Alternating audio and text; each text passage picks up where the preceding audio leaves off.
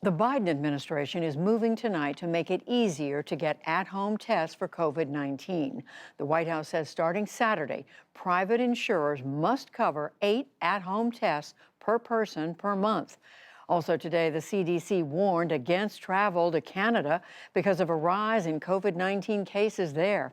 And in China, parts of the city of Tianjin were locked down less than a month before the Winter Olympics in Beijing, 75 miles away. For the first time, doctors have transplanted the heart of a pig into a human patient. The University of Maryland Medical Center says the 57-year-old man is doing well 3 days after the surgery. He was ineligible for a human heart transplant. The pig had been genetically modified to prevent the human body from immediately rejecting the heart. The death toll from Sunday's apartment building fire in the Bronx was lowered to 17 today, including 8 children. Officials in New York said some victims were double counted after the city's deadliest fire since 1990. Investigators blamed a space heater for igniting the flames. Many of the victims were West African immigrants, as Mayor Eric Adams noted today. This is a global tragedy because the Bronx in New York City is representative of the ethnicities and cultures across the globe. And so everyone is feeling the pain of what we are experiencing. But I would tell you this, and I say over and over again, we're going to get through this moment. The New York tragedy came less than a week after a house fire in Philadelphia killed a dozen people. The man who bought the gun used in the Kenosha, Wisconsin killings pleaded no contest to a misdemeanor today. Dominic Black will pay a $2,000 fine under the deal. In 2020, he bought an assault-style rifle for Kyle Rittenhouse, who was underage. Rittenhouse later shot 2 people to death during racial justice protests. He was acquitted in November. In Kazakhstan, officials say last week's protests have ended, with nearly 8,000 people arrested and Russian-led troops on the ground. Streets in Almaty, the country's largest city, were mostly empty today. In a teleconference, Russia's President Vladimir Putin vowed to oppose revolts against regional leaders. Of course, we understand the events in Kazakhstan are not the first and far from the last attempt to interfere in the internal affairs of our states. I agree with President Lukashenko of Belarus. The measures taken by our alliance have clearly shown we will not allow the situation to be rocked at home, and we will not allow so-called color revolutions to take place. In addition to the arrest, Kazakh officials say that 164 people were killed in the protests. Insured global losses from extreme weather hit $120 billion last year. That's the second highest amount ever. The world's largest reinsurer, Munich Re, today cited climate change as a main factor. Meanwhile, U.S. emissions of greenhouse gases rebounded sharply last year.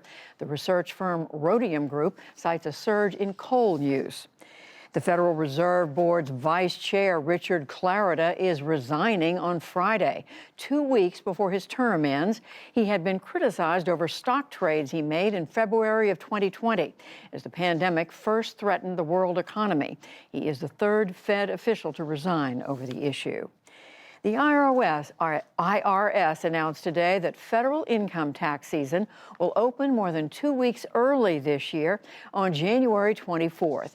The agency says that it needs extra time to cope with potential delays from the COVID surge and less funding than it requested. On Wall Street today, a slow start to the week. The Dow Jones Industrial Average lost 162 points to close at 36,068. The Nasdaq rose 7 points. The S&P 500 slipped 6.